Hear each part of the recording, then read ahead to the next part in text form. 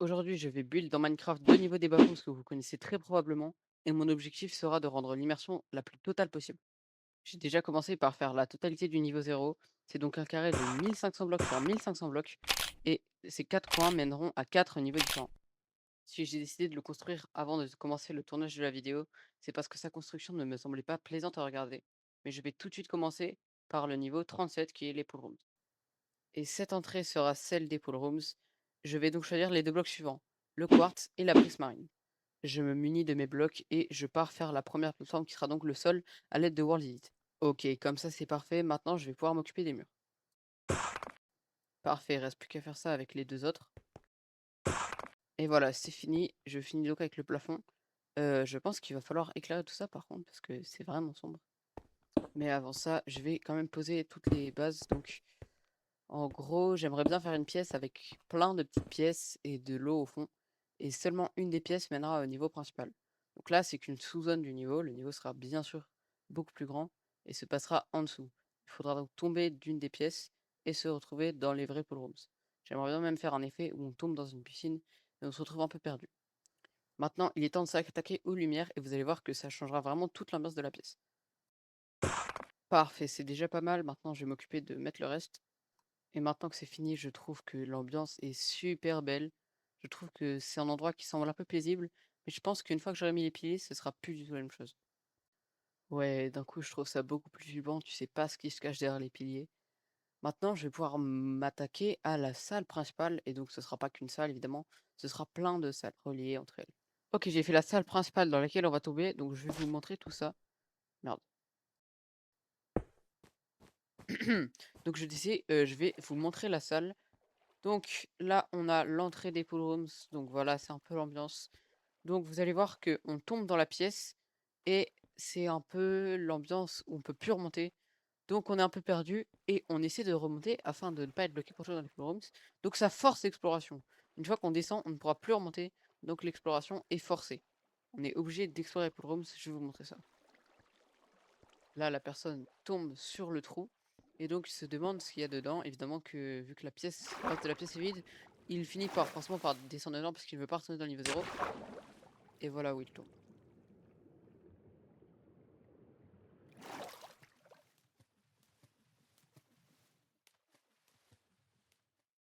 Comme vous pouvez le voir, la salle est immense et maintenant je vais m'occuper du reste. Donc je vais vous mettre un petit montage avec de la musique. C'est parti.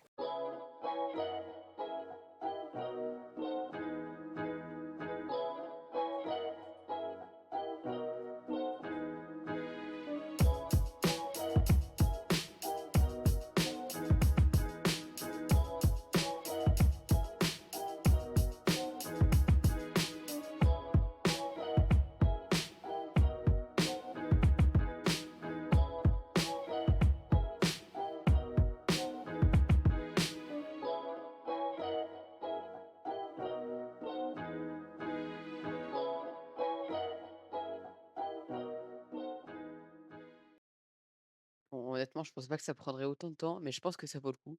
On a environ une trentaine de salles toutes interconnectées qui partent du début et qui s'étendent. Donc il y a des salles un peu plus sombres, un peu plus colorées. On peut s'y promener et j'adore explorer cet endroit. Franchement, je pense qu'on peut explorer ce genre d'endroit pendant une bonne heure et jamais retomber sur la même salle. J'ai vraiment fait un grand nombre de salles, ça m'a quand même pris 8 heures.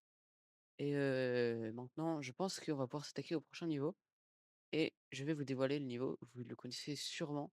C'est le niveau 1, donc juste après le niveau 0. Il est composé de parkings et on va commencer à créer ça dès maintenant. Et je pense que je vais choisir cette entrée-là. Maintenant, j'aimerais bien qu'on ne tombe pas directement sur le niveau. Donc j'ai préparé un long couloir. J'aimerais peut-être qu'il soit encore plus long que ça. Ouais, là c'est mieux. Donc c'est seulement à la fin de ce long couloir qu'on aura accès au level 1. Ce fait qu'on doit encore marcher un long moment avant d'y accéder. Et donc on peut commencer à avoir des attentes et réfléchir à ce qui va nous arriver là-bas. Et avec ça, je pense que les attentes ne sont pas déçues. C'est donc les couleurs que j'ai choisies. Maintenant, je vais pouvoir faire une grande plateforme et on va commencer la création du grand niveau. Voilà, je pense que c'est assez pour le sol. Maintenant, on va faire de ça une vraie pièce.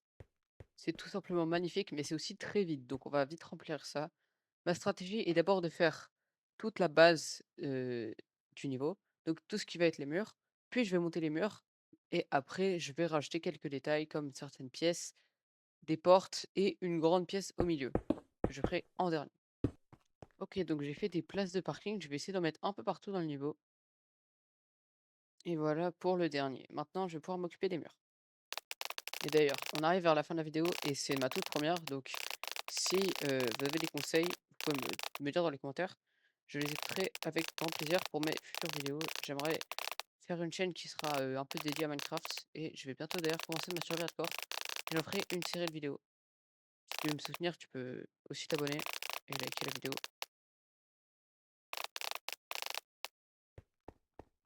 En à peu près 1 heure, j'en ai fini avec les murs et maintenant ça ressemble à ça. Et je vous l'accorde, ça fait pas trop parking, donc je vais quand même rajouter quelques détails et ce sera la dernière partie du niveau.